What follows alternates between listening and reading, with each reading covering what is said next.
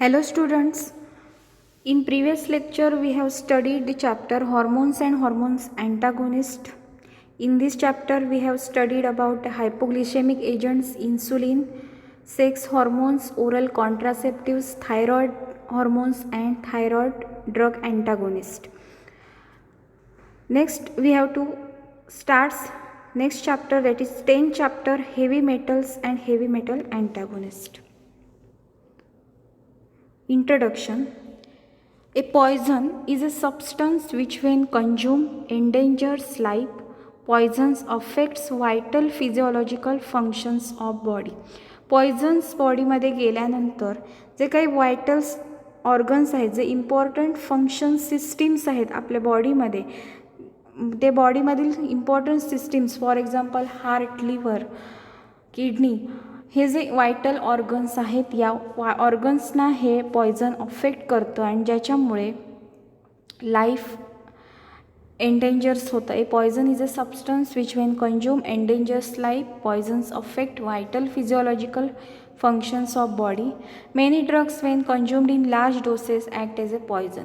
मग पॉयझन म्हटलं तर त्याच्यामध्ये ड्रग्ससुद्धा येऊ शकतात. जे ड्रग्स लार्ज डोसमध्ये घेतलं तर त्याचा टॉक्सिक इफेक्ट होतो.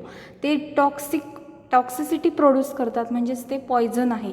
जेव्हा ड्रग हा थेरापेटिक डोसपेक्षा जास्त डोसमध्ये, म्हणजेच टॉक्सिक डोसमध्ये, लार्ज अमाऊंटमध्ये बॉडीमध्ये जातो, अशावेळी त्याचं पॉयझन होतं. Poisoning may be homicidal, suicidal or by accidental. Poisoning एकतर होमिसायडल म्हणजे डोमेस्टिकली जेव्हा ते यूज करताना, जेव्हा शेतीमध्ये कीटकनाशकं वगैरे फवारली जातात, अशावेळी चुकून जर आपल्यामध्ये जर त्या व्यक्तीमध्ये जर पॉयझन बॉडीमध्ये गेलं तर, किंवा सुसायडल पर्पज जेव्हा एखाद्या व्यक्तीने जाणून बुजून ते पॉयझन घेतलं बॉडीमध्ये, तर त्याला सुसायडल पर्पजसाठी ते पॉयझनिंग होऊ शकतं. किंवा ॲक्सिडेंटली अपघाती जर पॉयझन बॉडीमध्ये गेलं तर त्याच्यामुळे पॉयझनिंग होऊ शकतं. So what are the reasons of poisoning? Poisoning may be homicidal, suicidal or by accidental. General principle of treatment of poisoning. Identification of poisons. सगळ्यात आधी जेव्हा पॉयझनिंग झालेलं असतं तर हॉस्पिटलाइज केल्यानंतर फिजिशियन सर्वात आधी काय करतात, डॉक्टर्स काय करतात, तर ते कोणतं पॉयझन बॉडीमध्ये गेलेलं आहे ते ओळखणं सर्वात महत्त्वाचं असतं. सो आयडेंटिफिकेशन ऑफ पॉयझन, कारण ते ओळखता आलं तर त्याच्यावर आपण उपचार करू शकतो, किंवा त्याच्यावर जो स्पेसिफिक, त्या पॉयझनिंगवर स्पेसिफिक अँटीडोट आहे तो दिला जाऊ शकतो. म्हणून सर्वात महत्त्वाची स्टेप आहे identification of poison. Maintain clear airway passage. मग त्या व्यक्तीला एअरवे पॅसेज व्यवस्थित होण्यासाठी, मोकळी हवा मिळण्यासाठी किंवा ऑक्सिजन व्यवस्थित मिळण्यासाठी काय केलं जातं? Suction of tracheobronchial secretion, artificial respiration by oxygen mask और एंडोट्रकियल इंट्युबेशन और व्हेंटिलेटर. अशा पेशंटना ऑक्सिजन मास्क लावला जातो किंवा व्हेंटिलेटर दिला जातो, ज्याच्यामुळे ऑक्सिजन सप्लाय हा व्यवस्थित होतो. Next, removal of poison. मग ते जे पॉयझन गेलेलं आहे बॉडीमध्ये ते काढणे, रिमूव्ह करणं. मग कशासाठी, कसं केलं जातं, कशा प्रकारे केलं जातं? तर फर्स्ट इज गॅस्ट्रिक लॅवेज. जर ते पॉयझन GIT-मधून ॲब्सॉर्ब झालेलं नसेल तर गॅस्ट्रिक लॅवेज मार्फत ते बाहेर काढलं जातं.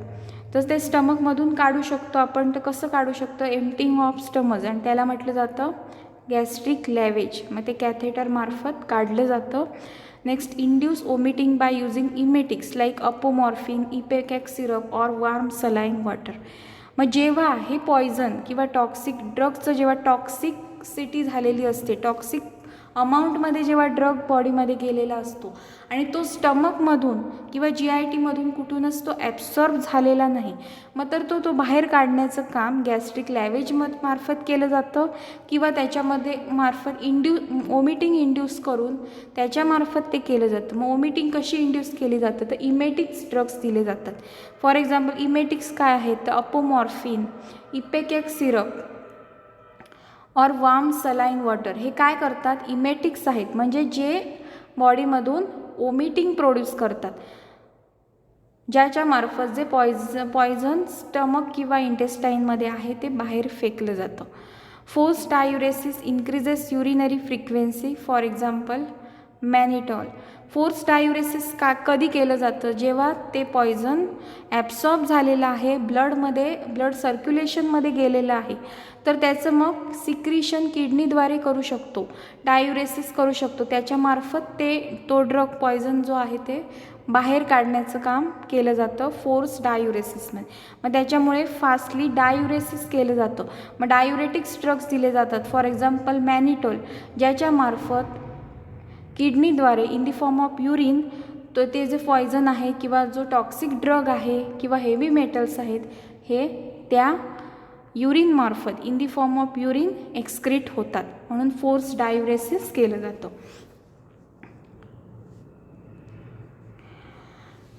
Next, prevention of circulatory failure by restoration of blood volume using injection dextrose 5% और normal saline solution infuse intravenously.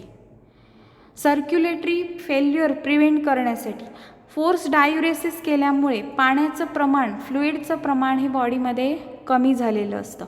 अशा वेळी फ्लुइडचा बॅलन्स जो आहे तो मेंटेन करण्यासाठी, तसेच ब्लड व्हॉल्यूम हा मेंटेन करण्यासाठी काय केलं जातं, तर prevention of circulatory failure by restoration of blood volume. ब्लडचा व्हॉल्यूम हा रिस्टोर केला जातो युझिंग इंजेक्शन डेक्स्ट्रोज 5% और normal saline solution infuse intravenously, ज्याच्यामुळे फ्लुइडचा व्हॉल्यूम बॉडीमध्ये हा नॉर्मलाइज होतो, रिस्टोर होतो आणि ज्याच्यामुळे सर्क्युलरी फेल्युअरला प्रिव्हेंट केलं जातं. युनिव्हर्सल अँटीडोट्स लाईक BAL म्हणजे ब्रिटिश अँटी लेविजाइड और त्यालाच म्हटलं जातं डायमर कॅप्रॉल. BAL हा युनिव्हर्सल अँटीडोट आहे जो बहुतेक जे पॉयझनिंग आहेत, फॉर एक्झाम्पल लीड पॉयझनिंग असेल किंवा आर्सेनिक पॉयझनिंग असेल, मर्क्युरी पॉयझनिंग असेल, अशा ह्या कॉमन पॉयझनिंगला कॉमनली हा अँटीडोट दिला जातो, म्हणजेच युनिव्हर्सल अँटीडोट आहे BAL म्हणजेच ब्रिटिश अँटी लेविजाइड और डायमरकॅप्रॉल. तसेच magnesium oxide, tannic acid administered orally. Specific antidote is used if poison is identified. जेव्हा पॉयझन आयडेंटिफाय केलं जातं तेव्हा त्या पॉयझनला स्पेसिफिक अँटीडोट दिला जातो.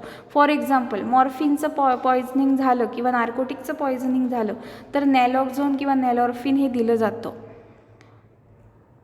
तसेच स्पेसिफिक अँटीडोट फॉर एक्झाम्पल ह्याच्यासाठी बेलाडोना पॉयझनिंगसाठी, ॲट्रोपिन पॉयझनिंगसाठी कोलिनर्जिक ड्रग्स दिले जातात, फायसोस्टिग्मिन. तसंच ॲडसॉर्बंट, मग हे काय आहे, स्पेसिफिक अँटीडोट्स आहेत. मग जेव्हा पॉयझन हे ओळखलं जातं तेव्हा त्या स्पेसिफिक पॉयझनला स्पेसिफिक अँटीडोट्स असतात ते दिले जातात.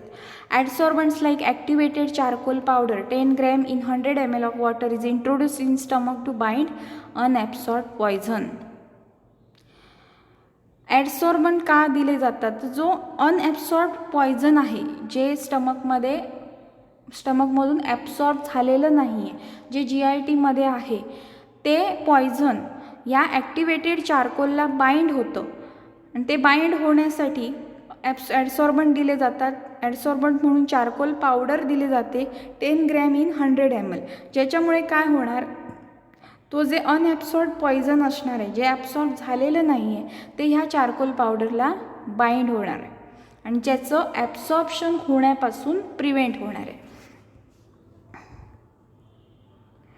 Next, heavy metals antagonist. Heavy मेटल्सचे अँटागोनिस्ट काय काय आहेत, जे हेवी मेटल्सना अँटागोनाइज करतात किंवा त्यांना प्रिव्हेंट करतात. डायमर्कॅप्रॉल म्हणजेच ब्रिटिश अँटीलेव्हिजाइट और BAL. It is oily pungent viscous liquid use as against arsenical gas lewisite in world war II. World war II मध्ये जागतिक महायुद्ध 2 मध्ये हे जे आर्सेनिकल गॅसच्या विरुद्ध डायमर्कॅप्रॉल किंवा ब्रिटिश अँटीलेव्हिजाइट किंवा BAL हे लिक्विड अँटीडोट म्हणून दिलं गेलं, यूज्ड अगेन्स्ट आर्सेनिकल गॅसच्या विरुद्ध हे दिलं गेलं. Action the 2SH group, SH thio group जो असतो group binds heavy metal like arsenic, mercury, silver, copper. This prevents degradation of sulphydryl containing enzymes in body. Uses treatment of mercury, nickel, bismuth, arsenic poisoning 3 mg per kg 3 times a day by intramuscular route along with calcium editate for त्यालाच म्हटलं जातं EDTA for lead poisoning along with penicillamine in copper poisoning. Adverse effects are hypertension, tachycardia, cramps, vomiting and headache. Heavy metal antagonist त्याच्यामधलं next आहे example calcium एडिटेट म्हणजेच EDTA. Action it removes heavy metal by exchanging with calcium. Uses lead poisoning. Dose is 1 gram per 300 ml saline by slow intravenous infusion for 1 week for radioactive salt BaSO4 poisoning. तर barium sulphate, radio active salt barium sulphate पॉयझनिंगच्या ट्रीटमेंटसाठी calcium edetate दिलं जातं. तसेच lead पॉयझनिंगमध्ये 1 gram per 300 ml सलाईनने दिलं जातं बाय इंट्रावेनस, स्लो इंट्रावेनस इन्फ्युजनने. लीड पॉयझनिंगसाठी कॅल्शियम एडिटेट हे दिलं जातं. तसेच बेरियम सल्फेट पॉयझनिंगमध्ये सुद्धा कॅल्शियम एडिटेट दिलं जातं ॲज अ अँटीडोट म्हणून. नेक्स्ट पेनिसिलामाइन म्हणजेच dimethyl cysteine. Action it is selective chelate copper very strongly. It selectively chelates copper very strongly. कॉपर्सला चिलेटिंग एजंट म्हणून हे ॲक्ट होतं कॉपर बरोबर. मग कॉपर पॉयझनिंगमध्ये 1 gram per day for 1 week by oral route. Therapeutically used in Wilson's disease occurring due to deficiency of ceruloplasmin and rheumatoid arthritis. याच्यामध्ये penicillamine हे prescribe केलं जातं.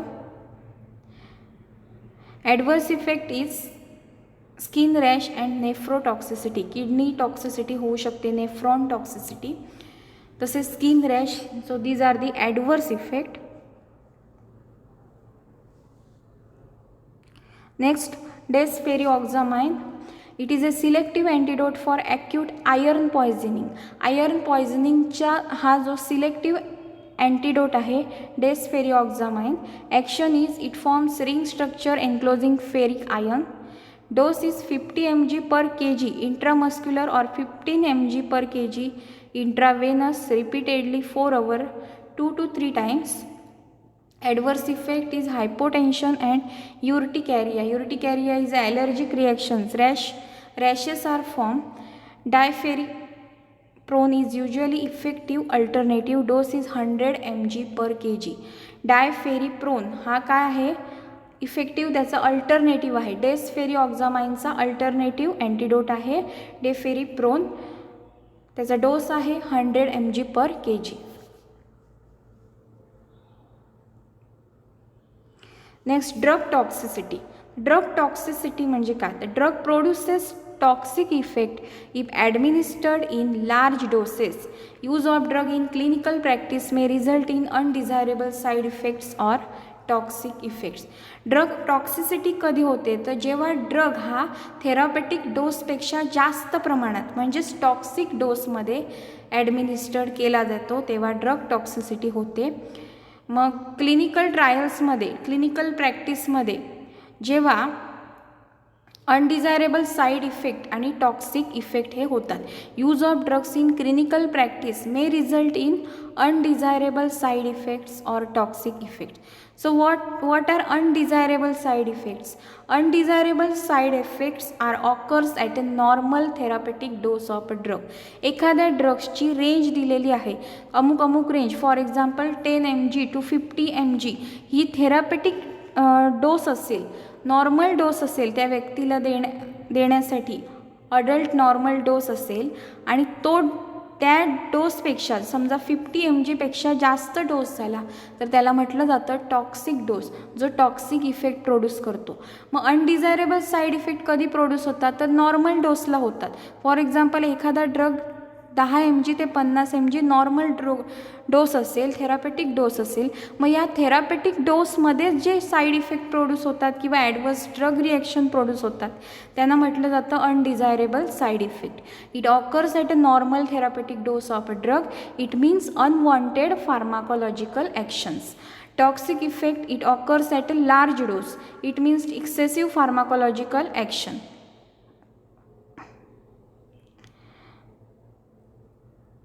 It occurs at a large dose. Toxic effect हे therapeutics इफेक्टपेक्षा जास्त डोसमध्ये होतात. It means excessive pharmacological actions, जास्त फार्माकोलॉजिकल ॲक्शन प्रोड्यूस होते आणि त्यामुळे टॉक्सिक इफेक्ट प्रोड्यूस होतो. For example morphine. आता मॉर्फिनचे अनडिझायरेबल साईड इफेक्ट्स काय आहेत आणि टॉक्सिक इफेक्ट काय आहेत हे आपण पाहूया. मॉर्फिन हा drug at a therapeutic dose म्हणजे नॉर्मल डोसमध्ये काय अनडिझायरेबल साईड इफेक्ट प्रोड्यूस करू शकतो. It produce vomiting or constipation. These actions are undesirable side effects. Respiratory depression हा काय आहे, त्याचा टॉक्सिक इफेक्ट आहे. जेव्हा मॉर्फिन हा नॉर्मल डोसपेक्षा जास्त प्रमाणात किंवा लार्जर डोसमध्ये त्या व्यक्तीमध्ये जेव्हा बॉडीमध्ये ॲडमिनिस्ट्रड होतो लार्ज डोसमध्ये, तेव्हा रेस्पिरेटरी डिप्रेशन प्रोड्यूस होतो. तर हा रेस्पिरेटरी डिप्रेशन हे काय आहे, टॉक्सिक इफेक्ट आहे.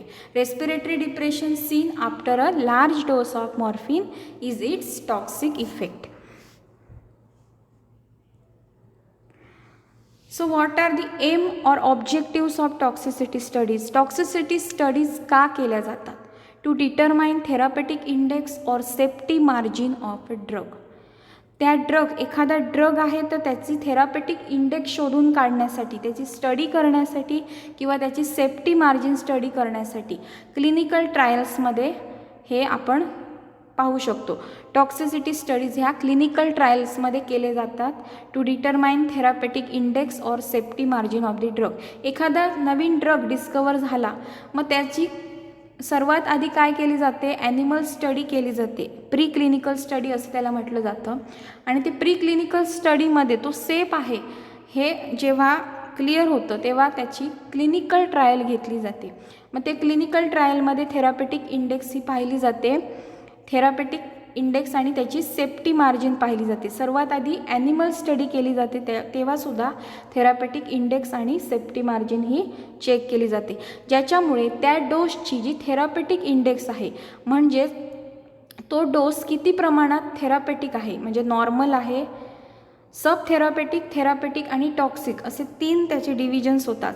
सब थेरापेटिकमध्ये या डोसमध्ये काही फार्माकोलॉजिकल ॲक्शन प्रोड्यूस होत नाही, कमी होते किंवा नॉर्मल फार्माकोलॉजिकल ॲक्शन ही प्रोड्यूस होत नाही. हा सब थेरापेटिक डोस हा कमी असतो. थेरापेटिक डोस म्हणजे ज्याच्यामध्ये जी डिझायरेबल फार्माकोलॉजिकल ॲक्शन असते ती प्रोड्यूस होते थेरापेटिक डोसमध्ये. आणि टॉक्सिक डोस म्हणजे जो थेरापेटिक डोसपेक्षा जास्त डोस असतो ज्याच्यामुळे टॉक्सिक इफेक्ट प्रोड्यूस होतात. मग ह्याची स्टडी करण्याचं काम टॉक्सिसिटी स्टडीजमुळे होतं. टू डिटरमाइन थेरापेटिक इंडेक्स और safety margin of drug. To determine tolerable dose. मग किती प्रमाणात ड्रग हा टोलरेट होऊ शकतो, टोलरेबल आहे हे ह्याची स्टडी केली जाते, म्हणजे ड्रग टोलरन्सची स्टडी केली जाते. To give guidance to physician, clinician who will be conducting clinical trials. To obtain some clue about mechanism of action of drug under trial. Mechanism of action त्या ड्रगची कशा प्रकारे असू शकते ह्याचे काही क्ल्यू मिळू शकतात. To eliminate the poisonous substance during clinical trials.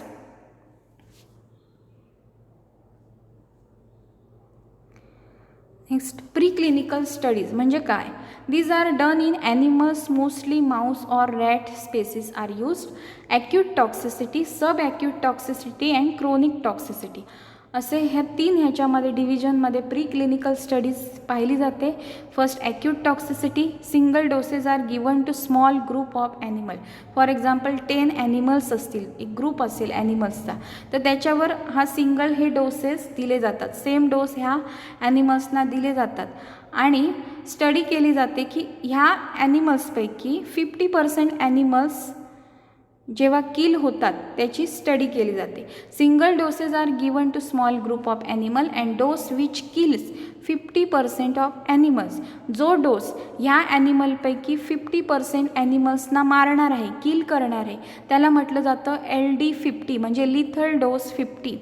या डोसमध्ये काय होणार आहे, सरासरी आता 10 ॲनिमल्स जर स्टडी करण्यासाठी घेतले तर त्याच्यापैकी 50% किल होण्यासाठी किती ड्रग लागतो, त्याला LD50 म्हटलं जातं. Lethal dose 50 is calculated for 1 to 3 days. Next sub acute toxicity for 2 to 12 weeks. Doses are selected on the basis of ED50. ED50 means effective dose 50. Sub acute toxicity ह्याचं duration आहे 2 to 12 weeks म्हणजे 2 weeksपासून 12 weeksपर्यंत म्हणजे बरोबर 3 महिन्यापर्यंत याची study केली जाते. Doses are selected on the basis of ED50 म्हणजे effective dose 50. Animals are examine for food intake, body weight, haematology and organ toxicity. मग अशावेळी त्या ॲनिमल्सचा ED50 इफेक्टिव्ह डोस दिला जातो, लिथल डोस दिला जात नाही. म्हणजे लिथल म्हणजे हा टॉक्सिक डोस असतो, ED50 म्हणजे इफेक्टिव्ह डोस. इफेक्टिव्ह डोस दिला जातो आणि त्या ॲनिमल्समध्ये एक्झामिनेशन केलं जातं. कसलं तर फूड इंटेकबाबत एक्झामिनेशन. तो ॲनिमल किती प्रमाणात फूड इंटेकचं मध्ये काय त्याचा हे झालेलं आहे, इफेक्ट होतो आहे, काय इफेक्ट होतो फूड इंटेकमध्ये. तसंच बॉडी वेटमध्ये त्यांचा काय इफेक्ट झाला आहे. तसेच हिमॅटोलॉजी पाहिली जाते म्हणजे त्या ॲनिमल्सच्या ब्लड टेस्ट केल्या जातात, मग किती प्रमाणात ड्रग्स आहेत. अँड ऑर्गन टॉक्सिसिटी पाहिली जाते त्या ॲनिमल्समध्ये. मग ही काय आहे, सब ॲक्यूट टॉक्सिसिटी आहे. सब ॲक्यूट टॉक्सिसिटी ही 2 to 12 weeksसाठी असते.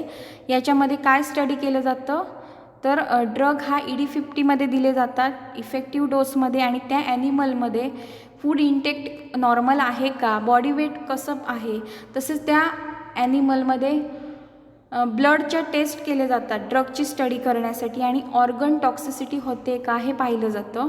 Next chronic toxicity he 6 to 12 monthsसाठी पाहिली जाते. ह्याचं ड्युरेशन आहे 6 to 12 months म्हणजे जवळपास 6 महिन्यापासून 1 वर्षापर्यंत. Effects are studied as in sub acute toxicity. म्हणजे सब ॲक्यूट टॉक्सिसिटीमध्ये जे इफेक्ट आपण स्टडी केलेले असतात, for example food intake, body weight, haematology, organ toxicity, ह्याचीच स्टडी क्रोनिक टॉक्सिसिटीमध्ये केली जाते. फक्त त्याचं ड्युरेशन हे 6 महिन्यापासून 1 वर्षापर्यंत असतं. नेक्स्ट प्रीक्लिनिकल स्टडीज झाल्यानंतर मग त्या ड्रग्सचं तो सेफ आहे का, इफेक्टिव्ह आहे का, सेफ आहे का हे पाहिलं जातं. आणि तो जर ड्रग सेफ असेल, इफेक्टिव्ह असेल तर त्याच्या ह्युमन बॉडीवर क्लिनिकल स्टडीज केल्या जातात. त्याला म्हटलं जातं clinical trials. These are done in human. मग त्याच्यामध्ये फेज 1, फेज 2, फेज 3 आणि फेज 4 अशा 4 फेजेस आहेत.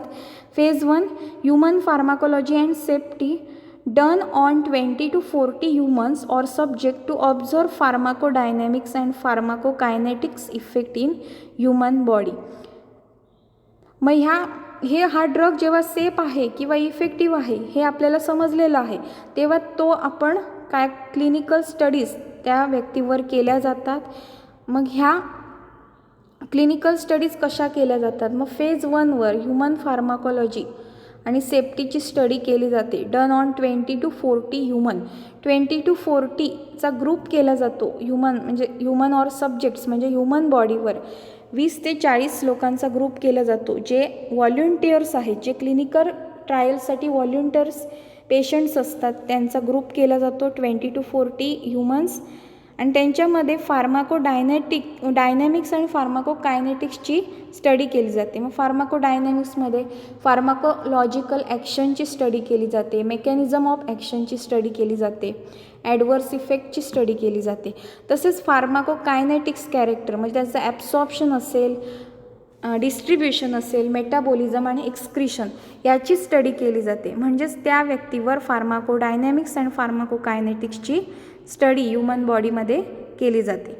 फेज 2 मध्ये काय होतं तर therapeutic exploration and dose ranging done on 100 to 400 patient for establishment of therapeutic efficiency of dose range. Phase 1 मध्ये आपण काय पाहतो, फार्माकोडायनॅमिक आणि फार्माकोकायनेटिक नॉर्मल होतं का हे पाहिलं जातं. मग फेज 2 मध्ये हे सर्व नॉर्मल आहे हे आपल्याला समजतं. मग फेज 2 मध्ये काय केलं जातं तर डोस रेंजिंग केलं जातं. डिफरंट रेंजमध्ये डोस देऊन 100 to 400 पेशंटमध्ये ह्याची स्टडी केली जाते for establishment of therapeutic efficiency of dose range. Therapeutically तो किती प्रमाणात इफिशियंट आहे ड्रग हे पाहिलं जातं. फेज 3 मध्ये therapeutic confirmation and comparison done on 500 to 3000 patient for establishment of therapeutic effect. Phase 3 मध्ये तसंच थेरॉपेटिक कन्फर्मेशन केलं जातं. फेज 2 मध्ये काय केलं जातं, डिफरंट रेंजेसमध्ये तो ड्रग देऊन त्याची स्टडी केली जाते, थेरॉपेटिक इफिशियन्सी पाहिली जाते. तसंच फेज 3 मध्ये त्याचं कन्फर्मेशन केलं जातं. इफिशियन्सी पाहिल्यानंतर कन्फर्म केला जातो की हा ड्रग मार्केटमध्ये येण्यासाठी इलिजिबल आहे का. Therapeutic confirmation and comparison done on 500 to 3000 people. 500 ते 3000 पेशंट्स जे व्हॉलंटियर्स आहेत त्यांच्यामध्ये हा ड्रग ॲडमिनिस्ट्रेट करून कंपॅरिझन केलं जातं आणि ते कंपेअर करून पाहिलं जातं तो किती प्रमाणात इफिशियंट ड्रग आहे. जर त्याचं कंपॅरिझन नॉर्मल झालं किंवा तो इफिशियंट वाटला ड्रग कंपॅरिझन करून तर तो ड्रग कन्फर्म केला जातो आणि तो मार्केटमध्ये ड्रग येतो for establishment of therapeutic effect establish केला जातो. Therapeutic confirmation and comparison done on 500 to 3000 patient for establishment of therapeutic effect. Phase 4 post marketing surveillance or studies.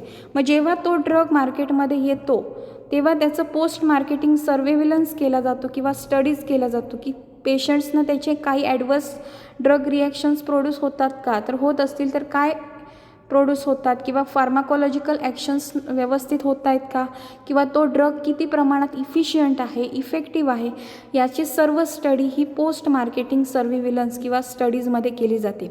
After the drug has been marketed physical collected data regarding efficiency, acceptability and adverse effect of drug. मग हा फिजिशियन्सकडून हा data घेतला जातो किंवा फार्मासिस्टकडून हा data घेतला जातो. Post marketing surveillance किंवा स्टडीज असं ह्या फेज 4ला म्हटलं जातं. So this is clinical studies. या क्लिनिकल स्टडीजमध्ये काय होतं, phase 1, phase 2, phase 3 and phase 4. Phase 1 मध्ये फार्माकोडायनॅमिक आणि कायनेटिकची स्टडी केली जाते. फेज 2 मध्ये डोस रेंजिंग केला जातो आणि थेरॉपेटिक इफिशियन्सी पाहिली जाते. फेज 3 मध्ये थेरॉपेटिक इफिशियन्सी पाहिल्यानंतर त्याचं कंपॅरिझन केलं जातं 500 to 3000 पेशंटमध्ये आणि तो कंपेअर केला जातो की तो हा इफेक्टिव्ह आहे का, इफिशियंट आहे का ड्रग.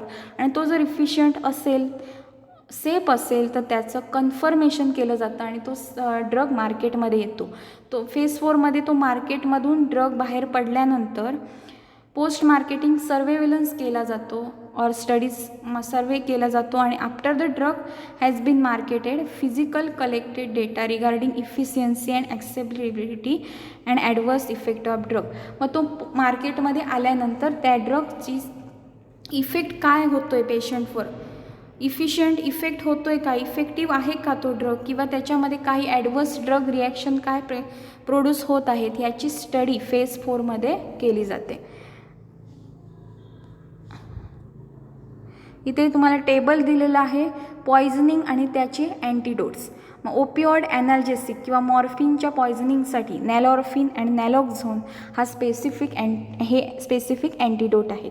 आयर्न पॉयझनिंग, हेवी मेटलमध्ये आयर्न पॉयझनिंग डेस्पेरिऑक्झामाइन हा अँटीडोट आहे. कॉपर पॉयझनिंग पेनिसिलामाइन हा स्पेसिफिक अँटीडोट आहे कॉपर पॉयझनिंगसाठी. Arsenic and mercury poisoning dimercaprol. Lead poisoning calcium EDTA. Organophosphorus poisoning pralidoxime. Atropine. Cyanide poisoning sodium nitrite carbon monoxide oxygen 100%. Salicylate sodium bicarbonate and vitamin K. Paracetamol and acetylcysteine anticoagulants vitamin K. Digitalis digoxin antibodies beta blockers atropine benzodiazepine flumazenil atropine और belladonna फायसोस्टिग्मिन. So these are the poisoning and its antidotes. Here we completed the 10th chapter, that is heavy metal and its antagonist. In next lecture we have to study the next chapter, that is chemotherapy. Thank you.